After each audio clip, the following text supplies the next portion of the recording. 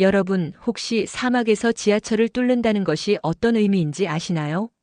섭씨 50도를 넘나드는 지옥 같은 더위 속에서 30년간 7개의 세계적인 대기업들이 도전했다가 모두 무릎을 꿇고 파산한 그 죽음의 계곡에서 말이죠.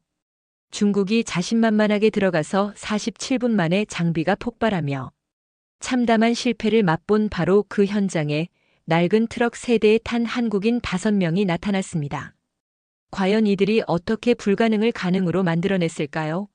그리고 그 과정에서 발견된 놀라운 비밀은 무엇일까요? 오늘 이 이야기를 듣고 나면 여러분도 가슴이 뜨거워질 거예요. 작지만 강한 나라 대한민국. 이 채널은 엄청나게 성장할 채널이니 미리 구독과 좋아요, 알람 설정 부탁드립니다. 지금부터 여러분을 사막 속 기적의 현장으로 안내해 드리겠어요. 사우디아라비아 수도 리야드 왕궁 회의실에서 교통부 장관이 단호하게 선포합니다. 죽음의 계곡 176km 3년 안에 완공하라. 그 순간 회의실에 참석한 모든 사람들의 얼굴이 굳어져 버려요. 왜냐하면 이곳은 그야말로 저주받은 땅이었거든요. 섭씨 50도를 넘나드는 살인적인 폭염과 예측 불가능한 지진, 그리고 순식간에 몰아치는 모래폭풍까지. 이 모든 것들이 합쳐져서 인간이 견딜 수 없는 극한의 환경을 만들어낸 거예요. 지난 30년간 독일의 거대 건설 회사부터 일본의 초대형 기업까지 무려 7개의 세계적인 대기업들이 이 프로젝트에 도전했다가 모두 처참하게 무너져 내렸어요. 그들이 투입한 자금만 해도 수조 원에 달했지만 결국 모든 게 물거품이 되고 말았죠. 현장에는 지금도 그때의 참상을 보여주는 증거들이 고스란히 남아 있습니다. 녹슨 크레인들이 사막 한가운데 버려져 있고 반쯤 완성된 터널 입구는 마치 절망의 묘지 같은 모습을 하고 있어요. 하지만 이런 상황에서도 사우디 정부는 포기할 수 없었어요. 왜냐하면 이 지하철은 단순한 교통수단이 아니라 사우디아라비아의 미래 비전인 비전 2030의 핵심 프로젝트였거든요. 수도 리야드와 주요 도시들을 연결하는 이 지하철이 완성되면 사우디는 석유 의존에서 벗어나 관광과 첨단 산업 중심의 국가로 탈바꿈할 수 있을 거라는 기대감이 컸던 거예요. 왕세자는 회의가 끝난 후 혼자 남아서 창밖의 사막을 바라보며 깊은 한숨을 쉬었어요. 정말 우리에게 희망은 있는 걸까? 하는 절망감이 밀려왔거든요. 그런데 이때 중국이 등장합니다. 사막은 우리의 놀이터다. 중국 건설회사 대표가 자신만만하게 외치며 최첨단 터널 굴착기를 현장에 투입하기 시작해요. 중국은 그동안 아프리카와 동남아시아에서 수많은 대규모 건설 프로젝트를 성공시켰고 특히 티베트 고원의 극한 환경에서도 철도를 건설한 경험이 있었거든요. 그래서 사우디 사막쯤이야 우습게 생각했던 거죠. 중국 기술진들은 호화로운 에어컨이 설치된 컨테이너에서 편안하게 작업을 지휘했어요. 하지만 현실은 달랐습니다. 터널 굴착기가 가동을 시작한 지 불과 47분 만에 엄청난 폭발음과 함께 장비가 산산조각 나버린 거예요. 사막의 지층이 예상과 완전히 달랐던 거죠. 표면은 부드러운 모래였지만 그 아래에는 단단한 안반과 불안정한 지층이 복잡하게 얽혀 있었어요. 순식간에 현장은 아수라장이 됐고 작업자들이 비명을 지르며 사방으로 흩어졌어요. 수십억 원짜리 최첨단 장비가 고철덩어리로 변해버린 거예요.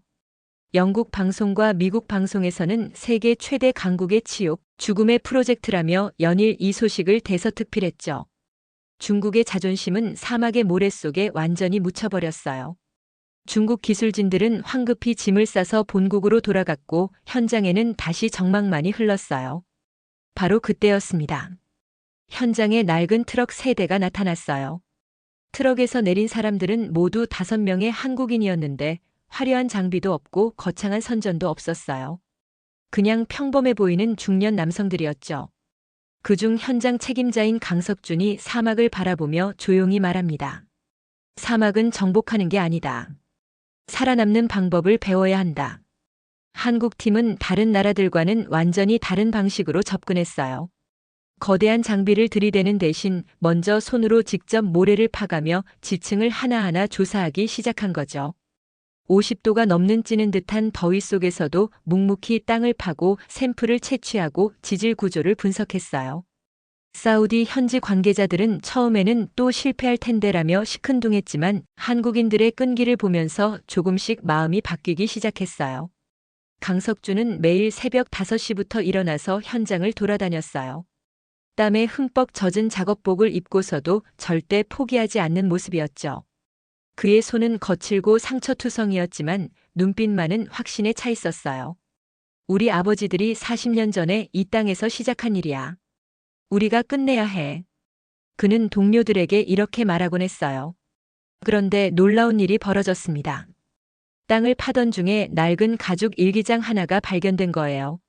일기장을 조심스럽게 펼쳐보니 1975년이라는 날짜가 적혀 있었고 바랜 한국어로 쓰인 글씨가 나타났어요. 이 땅은 죽지 않는다. 언젠가 우리의 자식들이 돌아와 끝낼 것이다. 우리가 흘린 땀이 헛되지 않을 그날을 기다린다. 이 일기는 40여 년 전 사우디아라비아 건설 현장에서 일했던 한국인 노동자가 남긴 것이었어요. 당시 한국은 지금처럼 경제대국이 아니었죠. 가난했던 우리나라 사람들이 가족을 먹여 살리기 위해 머나먼 중동 땅까지 와서 피와 땀을 흘렸던 거예요. 그분들의 희생이 있었기에 오늘날 한국의 경제 발전이 가능했던 것이고요. 이 일기를 본 사우디 교통부 장관의 눈에서 갑자기 눈물이 쏟아져 내렸어요. 저분이 제 아버지입니다. 당신네 아버지와 함께 피를 흘린 분이었죠. 장관의 아버지도 그 당시 현장에서 함께 일했던 사우디 노동자였던 거예요. 그때 한국인들과 사우디 노동자들은 말은 통하지 않았지만 같은 꿈을 가진 동료로서 서로 의지하며 일했던 거죠. 이런 감동적인 재회 속에서 한국팀의 작업은 계속됐어요. 그들은 40년 전 선배들의 정신을 이어받아 더욱 열정적으로 일에 매진했어요. 매일 아침 일기장을 읽으며 다짐을 새롭게 하고 선배들이 이루지 못한 꿈을 반드시 완성하겠다는 각오로 임했거든요. 그리고 드디어 첫 번째 관통에 성공하는 순간이 찾아왔습니다. 터널을 뚫는 순간 지하에서 물이 폭발처럼 솟아올랐어요. 사막 한가운데서 지하수가 터져나온 거죠. 이것만으로도 기적 같은 일이었는데 더 놀라운 건 그 다음이었어요. 작업자들이 환호성을 지르며 서로 얼싸안았어요. 몇 달간의 고생이 드디어 결실을 맺는 순간이었거든요. 물과 함께 땅속에서 무언가가 하나 더 발견됐거든요. 바로 1975년에 묻힌 타임캡슐이었어요. 금속 상자로 만들어진 이 캡슐은 시간이 흘렀음에도 불구하고 온전한 모습을 유지하고 있었어요. 캡슐을 조심스럽게 열어보니 편지 한 장이 들어있었는데 거기에는 이런 내용이 정성스럽게 적혀 있었습니다. 우리 후손이 이 땅을 열면 한국은 세계를 움직이는 나라가 될 것이다. 우리의 꿈은 여기서 끝나지 않고 계속될 것이다. 40여 년 전 한국의 선배 노동자들이 남긴 이 예언 같은 편지를 읽는 순간 현장에 있던 모든 사람들이 소름이 돋았어요. 정말로 지금의 한국은 세계적인 영향력을 가진 나라가 되어 있었거든요. K-팝과 K-드라마로 전 세계 젊은이들의 마음을 사로잡았고 반도체와 자동차 조선업에서 세계 최고 수준의 기술력을 인정받고 있었으니까요. 선배들의 예언이 현실이 된 거였죠. 강석주는 편지를 읽으면서 목이 메어 말을 잇지 못했어요. 하지만 진짜 시련은 이제부터 시작이었어요. 어느 날 새벽 갑자기 대지가 무섭게 흔들리기 시작했습니다. 규모 6.1의 강진이 사막을 강타한 거예요. 지진이 일어나자 모래 언덕들이 무너져 내리고 하늘은 먼지 구름으로 뒤덮였어요. 그 바람에 터널 굴착기가 완전히 매몰되어 버렸어요. 수십억 원짜리 장비가 순식간에 모래 속에 파묻혀버린 상황이었죠. 작업자들은 패닉 상태에 빠졌어요. 이런 상황에서는 보통 작업을 중단하고 안전한 곳으로 대피하는 게 상식이었거든요. 하지만 강석주는 달랐어요. 우리가 포기하면 끝이야. 선배들이 시작한 일을 여기서 멈출 순 없어. 그는 단호하게 말하며 구조 작업을 지시했어요. 이때 한국팀이 보여준 모습은 정말 대단했어요. 30명의 작업자들이 곡괭이와 삽만 들고 맨손으로 파내기 시작한 거예요. 72시간 동안 잠도 제대로 자지 않고 혈투를 벌였어요. 손은 물집투성이가 되고 온몸이 땀과 먼지로 범벅이 됐지만 멈추지 않았어요. 게다가 모래 폭풍까지 몰아쳐서 시야가 50cm도 안 될 정도였는데도 포기하지 않았죠. 그런 극한 상황에서도 터널 굴착기 안에 갇힌 4명의 작업자들은 끝까지 나아가겠다며 목숨을 건 전진을 계속했어요. 외부와의 연락이 완전히 끊긴 상황에서도 말이에요. 이들의 불굴의 의지는 정말 한국인의 저력을 보여주는 상징 같았어요. 40년 전 선배들이 이 땅에서 보여준 그 정신이 고스란히 이어져 내려온 거죠. 밤낮 없이 계속된 구조 작업에서 모든 작업자들의 눈에는 굳은 결의가 서려 있었어요. 그런데 더 큰 위기가 찾아왔어요. 바로 그 다음 날 현장을 시찰하러 온 사우디 왕세자가 터널 붕괴에 휘말려 매몰되어 버린 거예요. 왕세자는 한국팀의 작업 상황을 직접 보고 격려하러 왔다가 갑작스러운 추가 붕괴에 말려든 거였어요. 순식간에 국제적인 대사건이 된 거죠. 만약 왕세자에게 무슨 일이라도 생긴다면 한국은 물론이고 사우디와의 관계까지 돌이킬 수 없는 파국으로 치달을 수 있는 상황이었어요. 사우디 왕실에서는 긴급회의가 소집됐고 현장에는 수많은 구조대와 언론이 몰려들었어요. 하지만 현장 상황은 너무 위험해서 함부로 접근할 수 없는 상태였어요. 시간이 지날수록 왕세자의 생명이 위험해지고 있었거든요. 이때 막내 작업자였던 김혜성이 용기를 냈어요. 26살의 이 청년은 평소에도 가장 위험한 작업을 도맡아 했던 열혈 사나이였거든요. 제가 들어가겠습니다. 그는 피투성이가 된 채로 맨손으로 바위를 밀어내기 시작한 거예요. 날카로운 돌조각에 손이 찢어지고 뼈가 부러지는 소리가 들렸지만 멈추지 않았어요. 드디어 왕세자를 발견했을 때 김혜성은 자신의 몸으로 왕세자를 감싸 안으며 이렇게 외쳤습니다. 우리는 전사가 아니다. 끝까지 버티는 한국의 일꾼이다. 그 순간 김혜성의 목소리에는 40년 전 선배들의 영혼이 담겨 있는 것 같았어요. 김혜성의 필사적인 노력 덕분에 비상배수로가 발견됐고 왕세자와 모든 작업자들이 무사히 구조될 수 있었어요. 왕세자는 구조되면서 눈물을 흘리며 이렇게 말했어요. 한국은 파트너가 아니다. 내 생명을 구한 형제다. 이 사건을 계기로 사우디와 한국의 관계는 완전히 새로운 차원으로 발전하게 됐어요. 단순한 경제적 협력을 넘어서 진정한 우정으로 발전한 거죠. 그렇게 우여곡절을 겪으면서도 한국팀은 결국 해냈어요. 2년 만에 176km 전 구간을 완전히 관통시킨 거예요. 30년간 7개 대기업이 실패한 그 불가능한 프로젝트를 말이에요.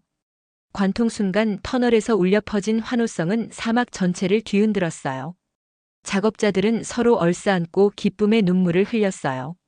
관통식 날 수많은 사우디 관계자들과 언론이 몰려왔어요. 강석주는 이렇게 말했어요. 정복이 아니라 화해다. 우리는 사막을 이긴 게 아니라 사막과 친구가 된 거예요. 그의 말에 모든 사람들이 박수를 쳤어요. 사우디 정부는 약속대로 31조 원의 공사비를 지급하려고 했어요.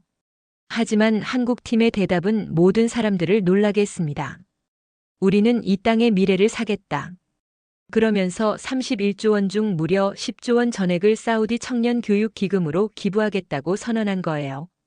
회의실이 순간 조용해졌어요. 그리고 잠시 후 폭풍 같은 박수가 터져나왔죠. 이 소식이 전해지자 전 세계가 경악했어요. 한국인들의 이런 숭고한 정신에 감동받은 거죠. 돈을 위해 일한 게 아니라 진정으로 사우디의 미래를 생각하는 마음으로 일했다는 걸 보여준 셈이었어요. 이런 모습은 특히 우리나라 50대 이상 세대분들께는 더욱 특별한 의미로 다가왔을 거예요. 가난했던 시절 중동에 나가 일하셨던 아버지들의 그 정신이 지금도 살아있다는 것을 확인할 수 있었거든요. 왕세자는 감격해하며 말했어요. 이것이 진정한 한국 정신이군요. 우리는 평생 이 은혜를 잊지 않겠습니다. 이 일을 계기로 매년 8월 4일은 한국-사우디 우정의 날로 제정됐어요. 사우디 국왕은 한국팀 전원에게 최고 등급인 황금 메달을 직접 수여했어요. 시상식에서 강석주는 이렇게 말했습니다. 이 메달은 저희 것이 아니라 40년 전 이 땅에서 땀 흘린 모든 한국 선배님들의 것입니다. 하지만 진짜 유산은 따로 있었어요. 바로 사람이었죠. 한국식 건설 아카데미가 개원하면서 5만 명의 사우디 젊은이들이 지원했어요. 한국의 건설 기술과 정신을 배우겠다는 거였어요. 이 아카데미에서는 기술뿐만 아니라 한국인들의 끈기와 상생 정신도 함께 가르쳤어요. 이 아카데미를 졸업한 청년들은 중동 전역의 건설 현장으로 퍼져나가 혁신을 일으키고 있어요. 그리고 리야드 지하철 개통 3주년이 되던 날 정말 감동적인 장면이 연출됐어요. 1975년에 이 땅에서 일했던 한국인 노동자 할아버지와 오늘날의 젊은 엔지니어들이 함께 지하철 첫 시승을 한 거예요. 할아버지는 떨리는 손으로 지하철 손잡이를 잡으며 말했어요. 우리가 시작한 일을 이렇게 훌륭하게 완성해줘서 고맙다.